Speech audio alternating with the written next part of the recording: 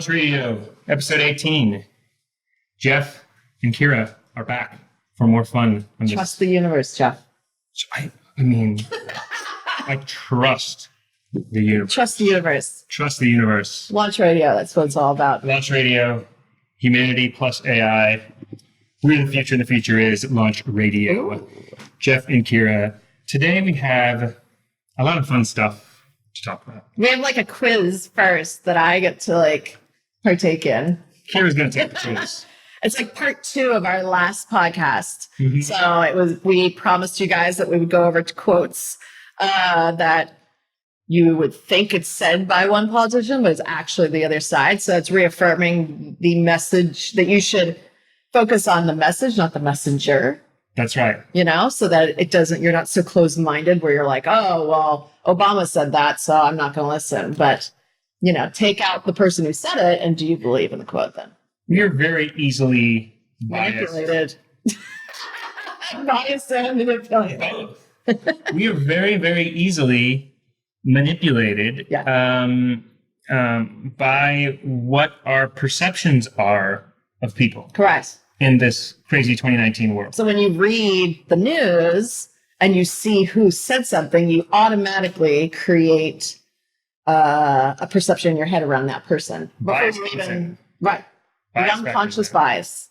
And it's automatic with people. Right. And literally, if you think something about somebody, if you have bad opinions about somebody or you don't like them, right, a quote can be said by them by a person you don't like you don't like this, and they have said this quote, and then automatically, no matter what that quote is, you don't agree with it. You think it's wrong because you don't like that person. Correct. When if someone you liked said that quote, you would love the quote. You're like, oh, I 100% agree. Yes.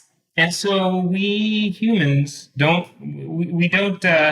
always see through that. We don't see through that. We're so biased by our perceptions that it's easy. So we're gonna have some fun today to start off. And so you're gonna read the quote, and then I'm gonna try and decide who it is. And I'm gonna give you like a few options of who it is. Right? I'm gonna give you a couple choices. Okay. That's correct. Okay. And so some of you might have already heard before, and so way back you might remember it, but I tried to be somewhat creative in what I found. So I'm going to give Kira the first one. Okay, I'm ready. And she's going to guess. Okay, here's quote number 1. Okay. Do I get a prize if I win all of them? The prize is a free subscription to Launch Radio. Dope! Yeah, that's your prize. How about a hat? A hat? I do have hats. Okay. Ready. We'll get you a hat. You get them right. Okay. Pass the test. Okay. Quote 1. We simply cannot allow people to pour into the United States undetected, undocumented, unchecked, and circumventing the line of people who are waiting patiently, diligently, and lawfully to become immigrants in this country. Oh. Who said this quote? Let's give you 4 choices. Okay. 1, Colin Powell. 2, Donald Trump. 3, Barack Obama. Or 4, Hillary Clinton. Well, I know it's not Hillary Clinton.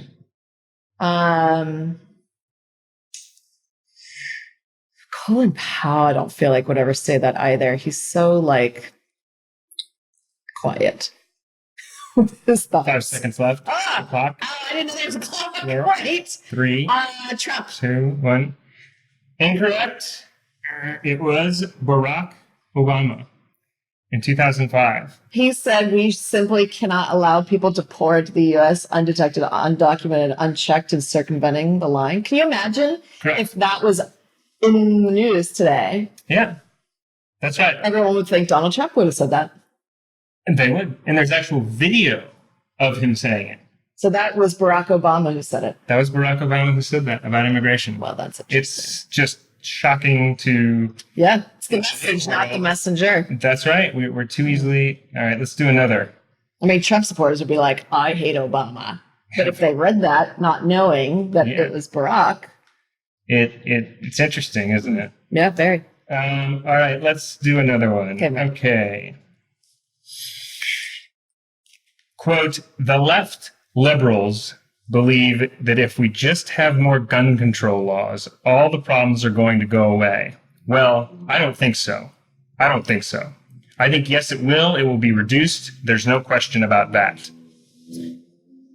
So we have A, Mitt Romney, B, Michael Moore, C, Donald Trump, or D, George W. Bush.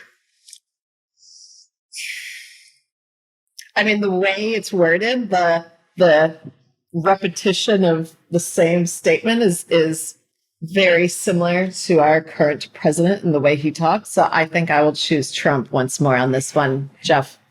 She's batting 0 for 2. But we still want to give her a hat, nonetheless, maybe. Maybe. It was Michael Moore. What? Yes, Michael Moore, the... Well, he's part of the NRA. But... Back in the day, is he? Oh, yeah. He's a card-carrying member. The left liberals believe that if we just have more gun control laws, all problems are going to go away. Well, I don't think so. I think, yes, it will. It will be reduced. There's no question about that. So he's taking more of... He's actually talking from a neutral space. And Michael Moore's seen as like one of the most liberal... He is. That's really interesting. He's actually seen that way by a lot. But if you really look at some of his deep opinions, too, he does say some things that are... more central. They're more central. Michael Moore has a real ability to, at times, see both sides of the political spectrum. Like you do. It's like I do. But hearing that from him is very interesting. That's really interesting. There's other things he's said, too, about climate change and such. I heard him say something recently about how he doesn't think that green, he thinks there's other options as opposed to green for climate change that we can use. Oh, really? Yeah, which was going off there's a column written about it. Let's do, and maybe we'll do this, we can kind of work these in on multiple podcasts. We can have fun. Oh, I love that idea. Yeah, so let's do one more. Yes. And we'll get into our topic. Okay. So the third one, let's see, which one do we want to do here? Okay. It looks like we have somebody that knows what he is doing finally in office. And I think he has a chance to go down as a great president. And this was someone speaking regarding Obama in 2009 when he was starting off. And so 4 choices. A, Hillary Clinton, B, Donald Trump, C, Mitt Romney, or D, Chelsea Clinton. Geoff, I'm going to choose Donald Trump for 400, please. She's 1 for 3. $400. You won the prize of the president. Yes, it was an expensive hat. I'll tell you what. Donald Trump said that he thought he might be the greatest president. And you went with the unsuspecting one. You went, I think it's going to be opposite of what people would think. Yes, correct. And you got it right. Donald Trump said that about Barack Obama when he came into office, which today, again, nobody could ever possibly see that. Like, it looks like we have somebody that knows what he is doing finally in office. I think he has a chance to go down as a great president. Wow. Trump said that about Obama. I wonder if anyone's ever tweeted him that, like, hey, remember saying this? Somebody should do that. But, like, that's not the only... Did you see the interview where Obama was like, don't underestimate... Keep doing my voice. Don't underestimate Donald Trump as president. Like, he actually complimented him right back, which was surprising to hear. So people say things that... Yeah, you got to watch. Don't read who the quote's from. You know, it's all about the message. It's about and being careful of your unconscious bias that we all have. Bias just influences everybody, doesn't it? Well, you went 1 for 3, Kira. All right, well, you did well. We'll keep going with those in each podcast and just see if I can, by the end of the year, get a hat out of it. We'll do a few more next week. Maybe you can do a few. I'll do. Yeah, I love that idea. So we'll switch off. We'll switch off. Done.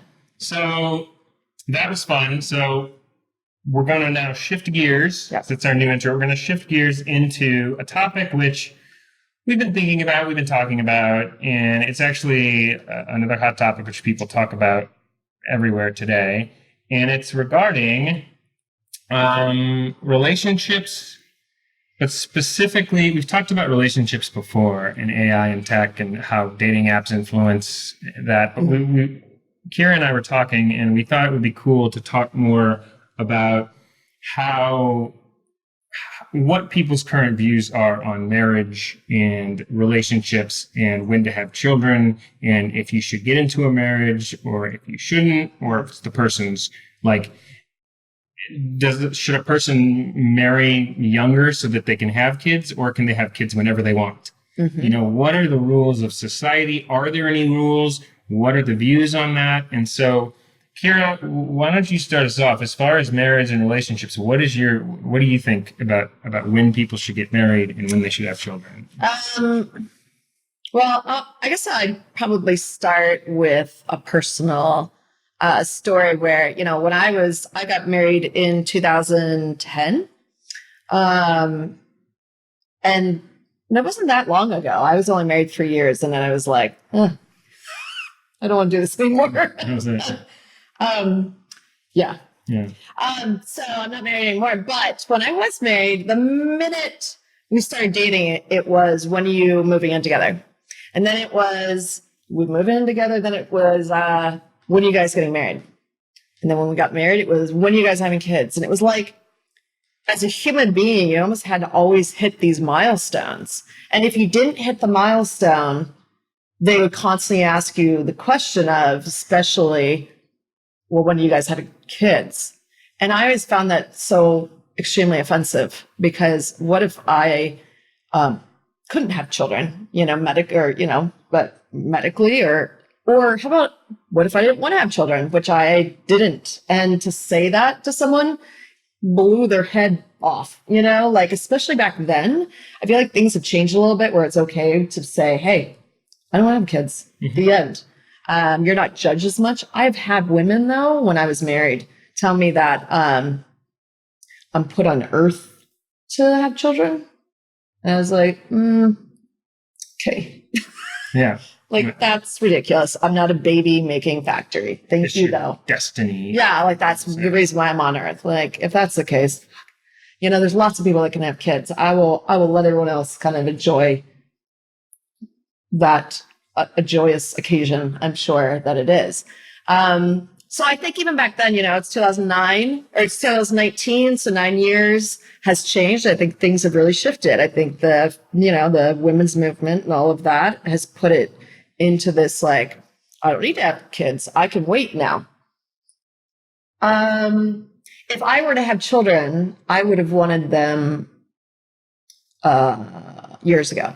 I don't think it's right for me personally to potentially have a child now that I'm older who might have a disorder or, you know, whatever. Really? I don't think it's right for someone as an older woman to be like, I have to have a child. So I'm going to have a child in my late 30s, 40s, because I have to have one. And it's like, hey, there's kids out there that can be adopted. You don't have to have a child. Like, it's not the end of the world if you don't have a child, is it? But what if they want to have? I get it, but like, these times have changed. Our bodies haven't changed. We still, you know, biologically, women are, you know, the peak is like 16, 17, right? Mm-hmm. And just because women have decided to put it off doesn't mean that you're not putting yourself at risk and putting the child at risk by having. But I question the morality of having a child older when you're older in life. You do. Yeah, because I think it's a drain on healthcare. It should you then have these complications. Isn't it a person's right though to be able to have a child whenever they want? They can have them whenever they want. Is it best for you? Is that a good idea to have a child and then you could have potentially a Down syndrome child? Is that good? Well, you can have a Down syndrome child at any age. Yeah, but everyone knows that once you get older, those statistics increase substantially. After 35, I think it's like 1 in What are the odds? 5. I don't know. Give me a sec. Okay, so I mean, I personally believe that if women want to have kids, when they're in their 20s, that's great. If they want to in their 30s, if they want to in their 40s, whenever. If they don't want to have kids, that's fine too. I believe that it's up to the person when and that's fine, but I just have a feeling people don't like women are like, oh, I can still have kids. I'm 42. And you're like, hey, lady, you may think you can have kids, but like you have a very high chance of having a child that has developmental issues. There's odds and chances in everything in life. Yeah, but why take a chance when, that's crazy. I mean, go adopt a child. How many children are out that need, it's like you could buy a dog that's purebred. Yeah. Or you could adopt it from a shelter because there's lots of dogs in shelters. Yeah. I don't know. I already now can't find. I mean, it reminds me of. I saw what Kira's saying, and she's looking up some stats for us. But it reminds me of some tweets that I saw this week from. So there's this guy, Stefan Molino, who Free Domain Radio is what he runs, but he talks about male-female relations and marriage and such a lot. And there were some tweets that he sent that I just didn't really agree with, and I want to see kind of what people in response think about this and what they say in the comments, because I didn't agree. I mean, one of his tweets this week was, for those who don't understand economics, if more women have children earlier, the wages of men who provide for them will go up. Everyone wins. Stay-at-home moms are the happiest women. Babies have their mothers. Men make more money. Beautiful. Now, okay. So what's my response? What's your response to that? I mean, my response to that is, as someone who generally sees both sides of all these issues, is like, he's taking the conservative rights, hard rights view on this. And I believe people can have kids whenever they want to have kids. They can have them. But biologically, it's probably not a good idea. Like, okay, I found the stat. So you have a chance. 1 in 240 by the age of 35 is Down syndrome. 1 out of 240. Okay. By the age 40, Down syndrome rate increases to 1 in 53. I mean, that's substantial. Yeah, but there's a lot of things. I mean, that's just... Why take the risk? Why risk yourself? What if you want to have kids? You know what? How many kids are in foster care? Why do you have to have your DNA spread all over planet Earth? I think if people want to have kids, yes, there's a risk. There's risks with everything. I think that not everybody's going to go digging out those stats. If a woman is wanting and able to have kids at 40 years old, they are certainly welcome to, and they shouldn't be influenced by Down syndrome stats. That's my opinion on it. And when, here's Molino again saying, and nothing against him, I'm sure he's a lovely guy, but he says, come on, ladies, you know this as well as I do. All the attention you get from men when you're young will dry up in your 30s, leaving you just another sagging face in a crowded cat shelter. Use your power to build a family, not for silly vanity and free drinks. Okay, that's so narrow as far as the scope. That is so narrow. Well, he goes along with the chick that told me, like, you're here to make babies. And I'm like, oh, am I? I didn't know that. It's just, I mean, to me, it's just wrong. But like, I even had dinner last night with friends of mine, and my boyfriend's sitting on the opposite side of the table, and he's having a conversation, and I'm having a conversation with my friends, and split second, she's like, "When are you guys moving in together?" And like looks at him, and it's like, and this is the second time she's asked it, and it's like, okay, now that you guys are dating, when are you guys moving in? It's always like, if you don't hit the milestones in life, you then have to like, and it's a conversation him and I are going through, and it's like, then you have to make something up. Do you know what I mean? In order to satisfy the person, because if you make something up that doesn't satisfy them, they'll be like, well, that's ridiculous. And you're like, I don't want to have these conversations. One, two, why do I have to these milestones in your brain? Mm-hmm. And well, what's really actually kind of interesting? And this has happened to me recently. When a woman starts dating a new guy and announces it to her friends, the very first thing that they ask her is, what's he do for a living? That is like, you could... The very first question that 100%. Her friends ask, wait, say it again. Who's asked who? So, the very first question that a woman's friends will ask when the woman's like, I started dating this new guy. Yeah. The group of friends will be like, what's he do for a living? That's the very first question. Why do you think that is? Because that's always been seen as the, what a man does identifies him of who he is. Mm-hmm. And the minute you say, oh, he's a garbage man, now all of a sudden they're creating the perception in their head of who this person is. Do you think that's changing at all? No, I had it happen when I started, told my friends I was dating my boyfriend. And the first text I got was, what's he do for a living? So what is it for guys? Well, if I tell my guy friends that I'm dating a chick, they don't all say... They probably say, like, what's she look like? They don't say, is she hot? Is she... Right. They don't say, what does she do for a living? Of course not, because it doesn't matter what she does for a living. Why not?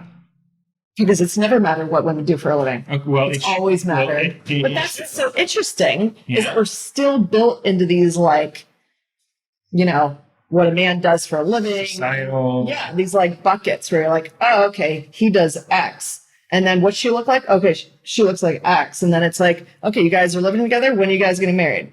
Oh, okay, you guys are married. When are you having kids? And it's like, hey, maybe you need to get off everyone's back and not ask those questions, because they're really highly inappropriate. I mean, yeah. And in my world, I just, those questions are not even like, people are so put in these societal boxes of what they're supposed to be and what they're supposed to look like and what they're supposed to do. And like, why do we have these frames like this? Just because it goes way back? Like, where do you think this roots from originally? Roots from like caveman days, when they were like, hey, what's your chick do? And it's like, she gathers the berries down the hill.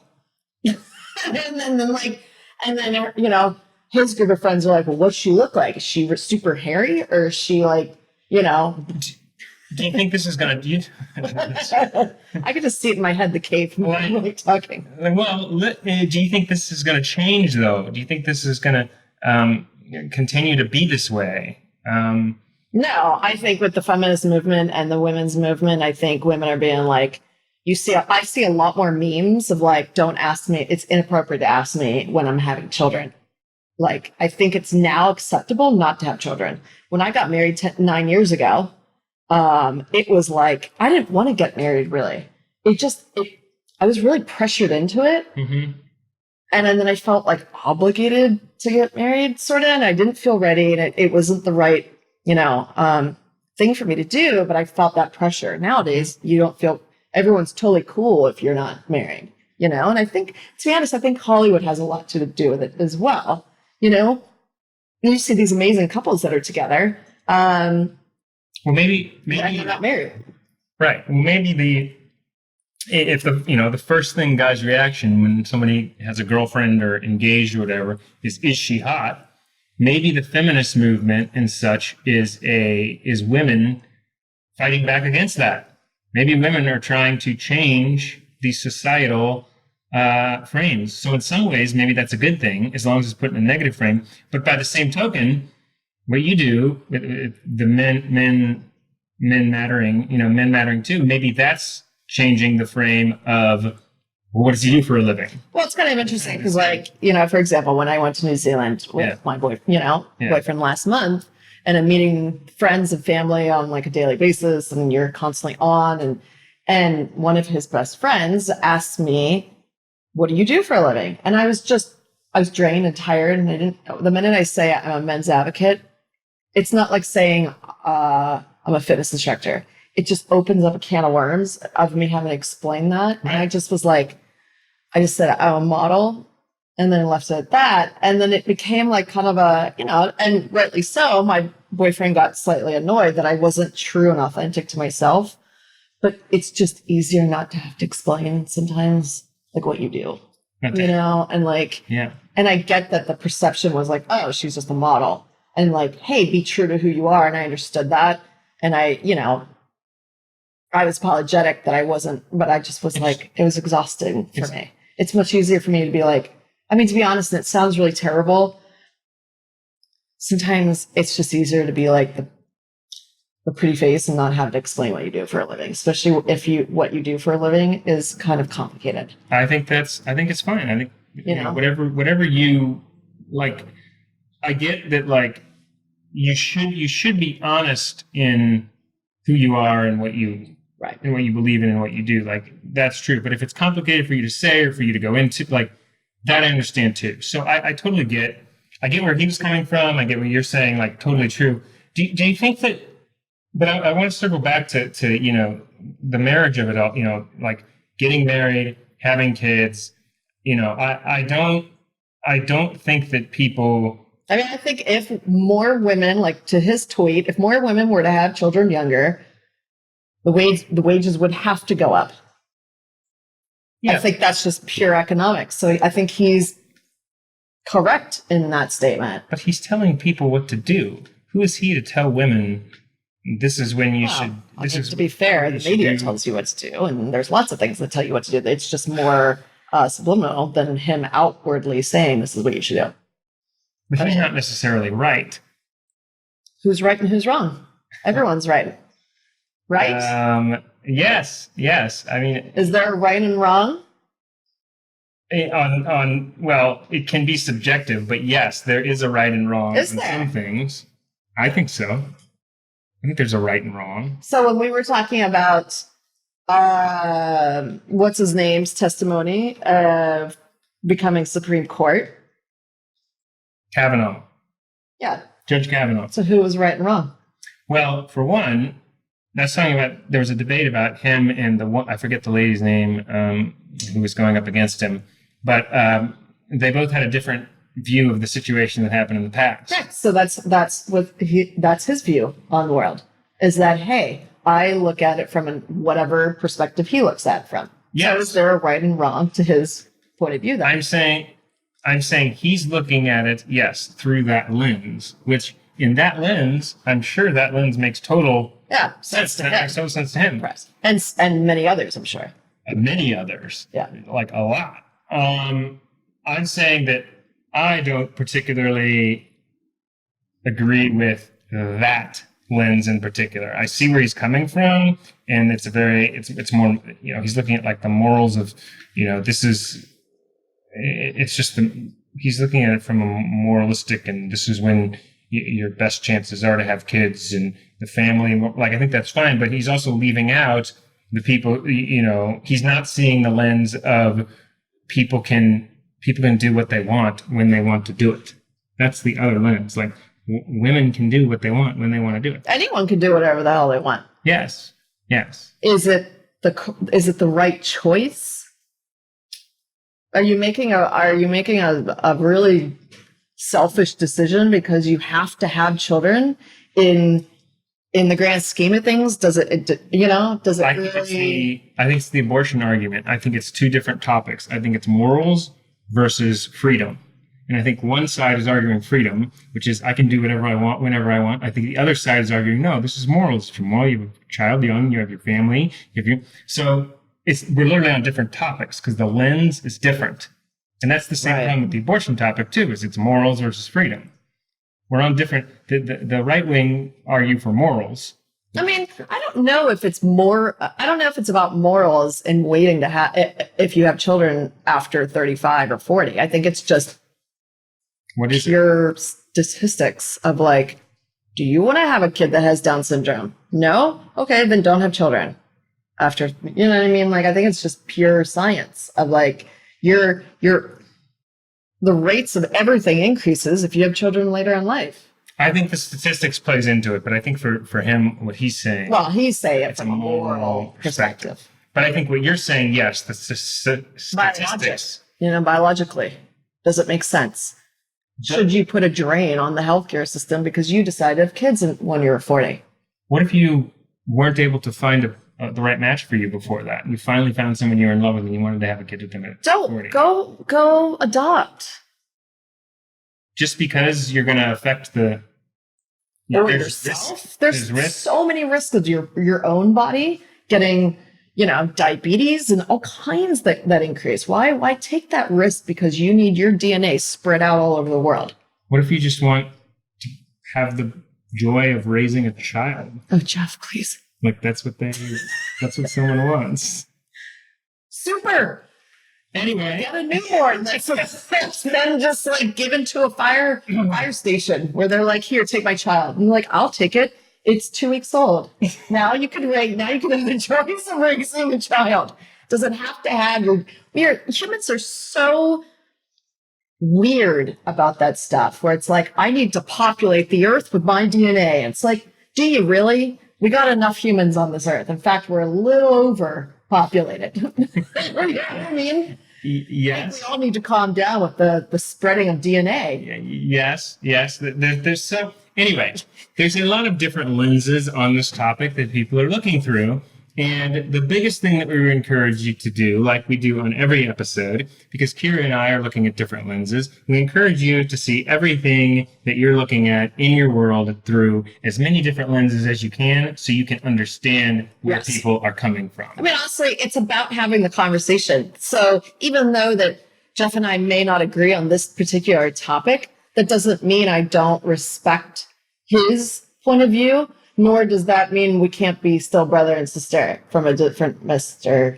That's right. Right? So, like, you can still have conversations. I think that's what's missing from the world, where you can't even have conversations now. You have to be in one camp or the other. And if you choose to switch camps, you're like flip-flopper, and you're like, you're allowed to change your mind. Tomorrow I could change my mind and be like, no, I think it's great. I think it's everyone's choice and blah, blah, blah. But, like, Kira and I like to debate. We like to fight it out. And then after the debate, we're just like, oh, but we're brother and sister. All's good. Like that's the fun of it. And that's how the world really needs to get back to being open to everyone's different mind frames. I think we're so polarized now where it's like, if you're not in this camp, you're in that camp. And I don't agree with you. And I, in fact, hate you. And it's like, hey, everyone needs to calm down and just respect everyone's own personal opinion and their values and the way they're brought up and their environment and their perceptions of the world, So use Kira and I as role models in that way, and that we just want to fight it out. We just want to debate and go head to head. And then once the debate's over, we're like, all's good. Yeah, all is well. All's good. Because we respect the person. Correct. And we're differentiating the person from the topic. And there's no personal attacks of I hate that hat today, too. Right. I'm not going to talk to you because... Yeah, it's just hey, it's just an opinion. It's not the end of the world. Don't trust the universe at all. Anyways. Jinx. Buy me a Coke. We had fun today. This was good times.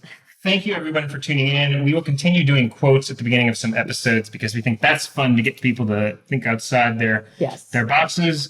And then it was fun talking about the marriage, gender stuff of it all too. It's a hot debate topic. We have some more fun episodes coming up. Next week is a surprise, which we are planning right now, Yes. but we can't reveal what it's all about, but it's going to be exciting nonetheless.